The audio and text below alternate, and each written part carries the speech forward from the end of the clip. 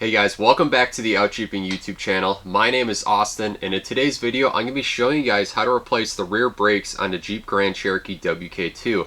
Now today's Jeep that we're going to be working on is a 2018 Jeep Grand Cherokee, but the brakes are pretty much similar across all the WK2 platform. Overall, it's not too complicated of a process, and I'll show you guys step by step on how to do it. So let's first take a look at what we're replacing and then head over to the Jeep.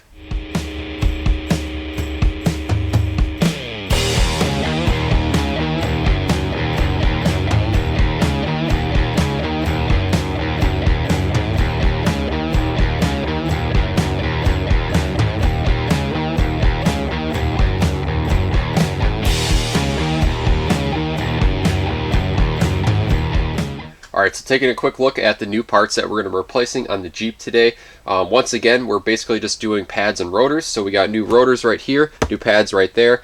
And one thing you want to do before you order new brake parts for your Jeep Grand Cherokee is take a look at what's already on it. I know on the rear brakes, they change it up between a solid rotor and a non-solid rotor. Mine happens to be a solid rotor, and the way you can tell is by taking a look at your old rotor, and right here, as you can see, it's just one chunk of metal. There's no cooling fins or anything in this rear rotor right here, so I know that I have a nice solid rotor. Another thing you're going to want to consider is if you want to get a coated one or a non-coated. I opted to get the coated one since I live in the Rust Belt, and it's going to easily get rusted on the areas that are not contacted by that brake pad, so I want it to look good for as long as I can, so I opted to get the coated ones right here. And then moving on to our brake pads right here, we just have ceramic brake pads by Power Stop, and comes with all of them right here with new hardware and stuff like that. And once again, these rotors are also made by Power Stop, and they're going to be a nice performance brake kit for fairly cheap if you order from Rock Auto like I did. A couple other things you might need for the job besides basic hand tools is if you want to get some anti-seize for some bolts, and then we also got some new brake parts lubricant right here where we can lube up any moving parts on our brake caliper and stuff like that. But other than that, it's pretty straightforward. So I'm going to take you over to the Jeep. We're going to get the wheel off and we're going to start working on the driver's side. Both sides are pretty much going to be the exact same, just mirror opposite of each other. So let's head over there and start jacking up the Jeep. So on the rear of the Grand Cherokees over here, they do have a jack point. You'll notice it's kind of notched down, perfect for the jack to fit into place. So we'll start jacking this up.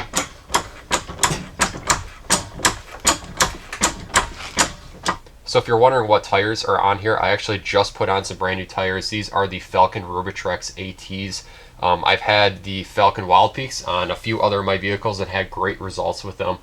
These are slightly different design, but they're almost identical to the Wild Peaks. But if I have any issues with them, I'll let you guys know for sure in the future. If you want to pick up a set for yourself, I'll leave a link down below, as well as some new solid core lug nuts that I threw on here also. With the factory ones, they have that tin cap on there. That likes to bulge out and everything like that after you use impact on it, and it starts rusting and swelling, and then it's hard to get your socket on, and sometimes they completely fall off and stuff like that. So I'll put a link for that down below as well.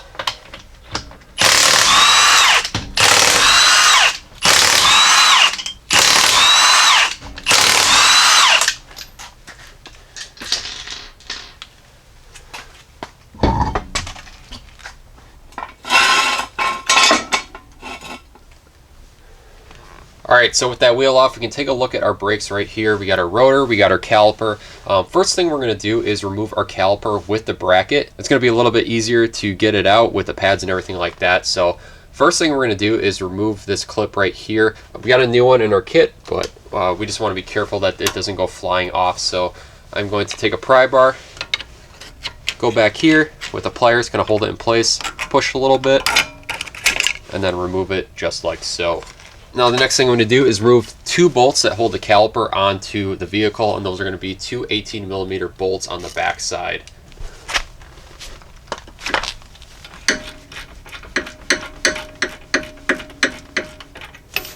Broke the top one free, and I'm going to do the same thing for the bottom.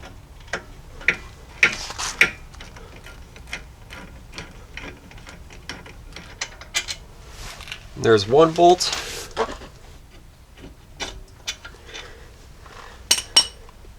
There comes our second. Now we should be able to take this whole entire assembly, and there we go, have that removed from the vehicle. Now we can see to the back side of the caliper, these are the two holes where we removed for those 18mm bolts. And I'm moving over here to the black plastic caps right on top here. Inside of those are our guide pins, and we're going to remove those next because that's going to remove our caliper from the bracket right here. So they just got little caps on top of here, so we can go and pop those out of place.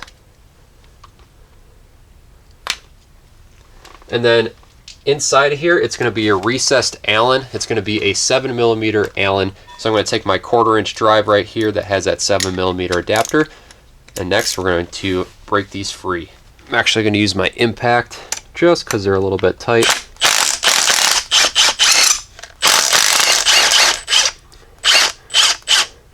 There we go. You can see the guide pin right here.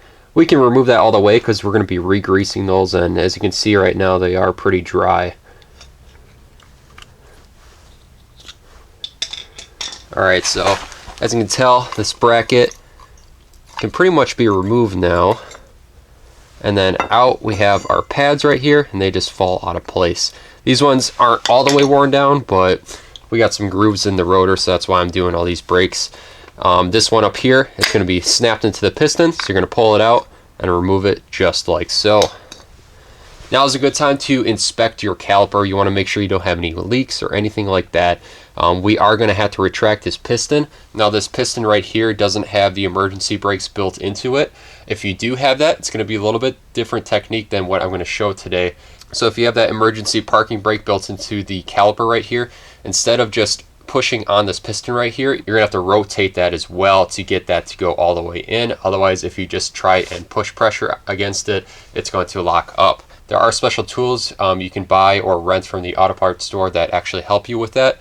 I've gotten away with not doing that, but there is a technique where you can take a C-clamp, apply a little bit of pressure, peel back this dust boot right here so you're not going to damage it, and then you have a nice lip right there to gently put a channel locks on there and slightly rotate that clockwise in as you apply a little bit of pressure on with that C-clamp, and that should retract that piston all the way back in. But today it's going to be pretty simple since we just have parking brake shoes that are inside of the rotor right here acting as a drum brake, which is an older design, but it should be a lot simpler for our purposes right here. But before we retract that, we do have to pop the hood and just take the cap off of our brake master cylinder to get rid of all that air displacement. As we push this in, more fluid is going to fill up that reservoir.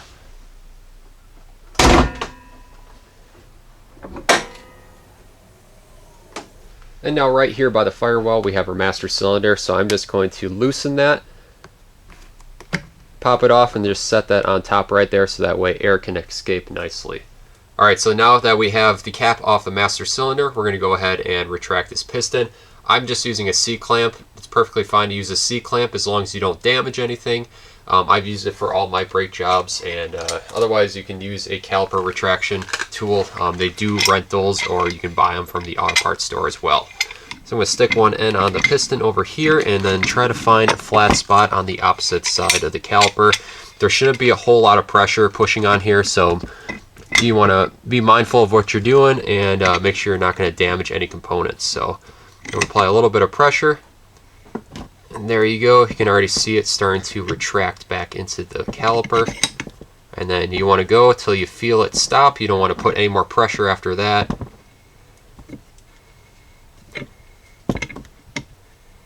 Right there is good. I should also note that you don't want your caliper hanging from the soft line because that could damage it. You want to make sure that it's supported under here. So I just got a box right here I can work on top of, and it should be good. So now the next thing I'm going to do is actually make sure that the guide pins are all greased up. Inside of there, it's all pretty dry, so you can take a Q-tip, kind of remove any existing crud in there, and then we're going to take that brake grease and re-lube up these guide pins right here. So I'll just take a Q-tip, kind of go in here, see if there's any junk. Actually, it doesn't look like there's any really remnants of grease in here, which is kind of concerning. Those are pretty much bone dry, so we're going to fill those with grease. Before we do that, I'm going to take our guide pins, just kind of wipe them off pretty good. Make sure there's no dirt on here or anything like that, and then we'll get some grease on.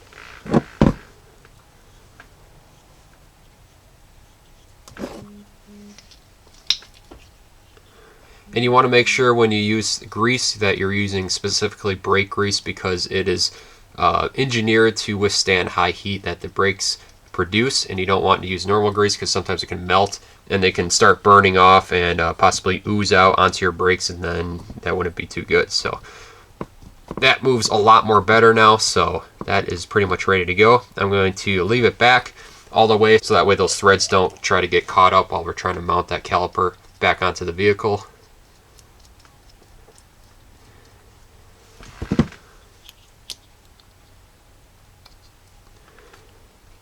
Alright, so we're going to set that caliper to the side.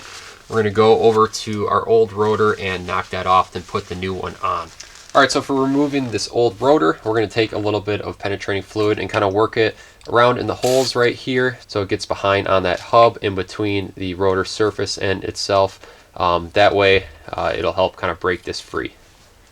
So we'll let that soak up for a couple minutes. Now there is something I noticed on here which I've never seen on a vehicle. There's actually an O-ring that's around this hub right here, so I'm going to remove that. That might just hold the rotor in place while you're mounting that brake caliper. So now that's soaked for a little bit, I'm going to take a hammer on the surface right here. We don't want to damage anything really on the braking surface. We especially don't want to damage possibly anything with the parking brake that's right behind in here.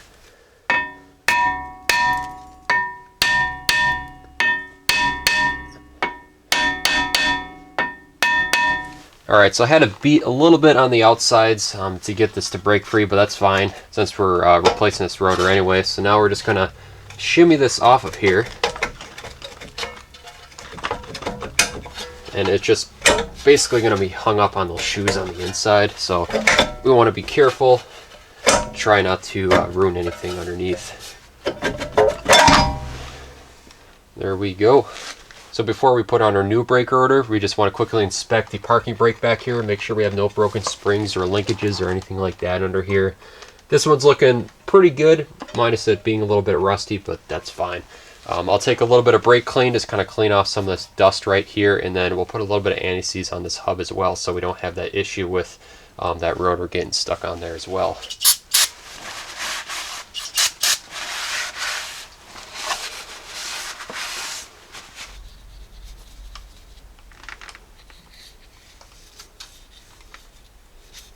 I don't want to put too much on here, but just enough to make that sacrificial layer between the two metals so it doesn't rust. So now I'm going to take our new rotor and slide it on here. So if you just have bare rotors, I don't have any coating on there, you're going to want to hit it with brake clean and get that oil that's off there that they use for shipping so they don't rust in the box. This one doesn't have any sorts of oil, so this one's ready to go on.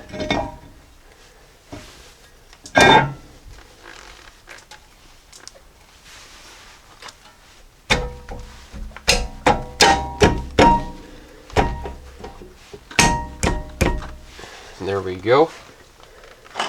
Clean up our O-ring a little bit, and then we're going to slide that back onto the hub so it locks into that groove. So one last thing we got to do before we put our pads in is clean up our metal bracket right here that our pads ride in. And on one end right here you can kind of see some wear marks of where the pads were. We want to clean this all up with a wire brush and make sure there's no rust or any old grease and debris on here. And then we're going to lubricate that up so our new pads can slide on the surface nice and freely and won't get rust locked into place. So I just got a wire wheel on a drill right here. I'm going to go and clean this up.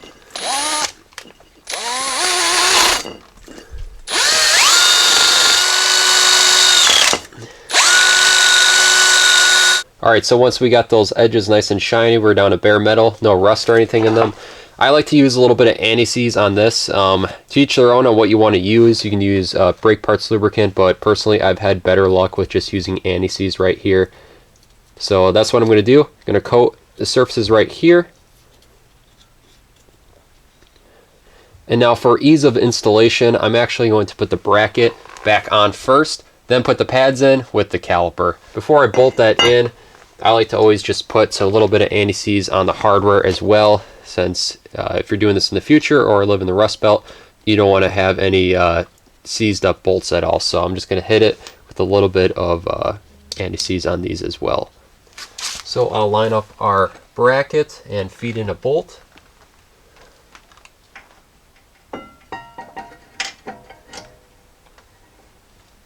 Alright, so with those threaded in, I'm going to take a socket and fully tighten them down.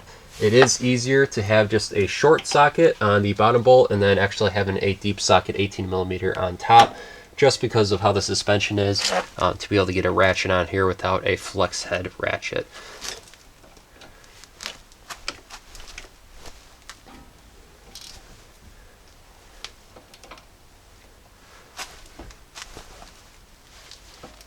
Alright, so now that we got the bracket into place, we can start putting our new pads into place. You're going to want to line up the new pads against the old pads, make sure you have the correct side on there. For these ones, they are pretty much all exactly the same for the insides and the outside sets together. The only thing is the outside set, the little wear bar is in a different location on either side. So you're going to want to make sure you got the correct side for that. So I'm going to take our outside one, slide it into the bracket right here.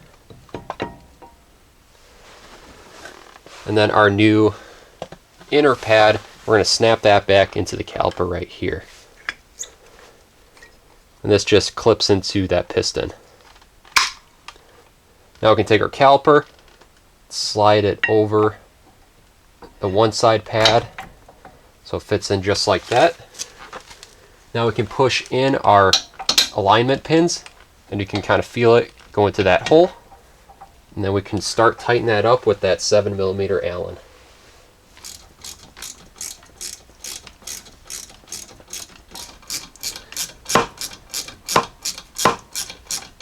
And then last step for those bolts back there, we can take our dust caps, our plastic ones, and then pop those back into place. And for our last piece of hardware, we have our new clip right here. So we're going to line this up. Use our pry bar right here, pry it against the rotor, and kind of push in at the same time.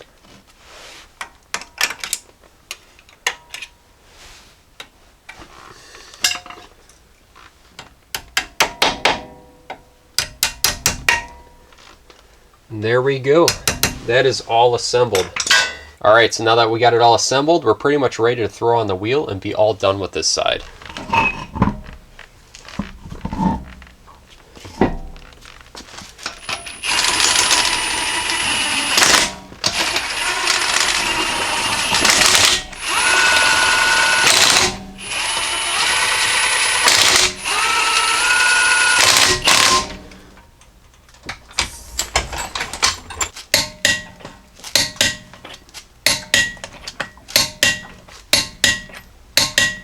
Alright, so once that side is finished, you're going to want to go ahead and do the other side as well. I'm not going to cover that in today's video because it is the exact same process as what I just showed you, except it's going to be a mirror opposite. So once you get both sides all complete, one last final step you're going to want to do is pump the brakes before you take this for a test drive. Since we backed off those pistons all the way back, you're not necessarily going to be touching the pads and rotor all tight together, so we want to make up that difference right away and pump the brakes. So you'll notice it kind of goes to the floor right away, and then it builds up quick, and then once it feels nice and firm, we're ready to go, and that's the last step in the process. Alright guys, and with that, that is going to be a wrap for today's video on the rear brakes for the Jeep Grand Cherokee. If you guys have any questions or comments or concerns, make sure to post that below and I'll be happy to get back to you. As always, I'll leave links down below so you guys can check out the parts that I used in this video. I'll also leave the links for the solid core lug nuts as well as the new tires that I got in this Jeep. So if you guys want to help support the channel, check out the Etsy link down below for the Out Jeeping Etsy store. We got decals available for you guys to purchase to help support the channel. If you guys liked this video and found it helpful, make sure to like and subscribe to the Out Jeeping YouTube channel to help keep these videos coming. I appreciate you guys watching. Until next time, I'll see you guys in the next video.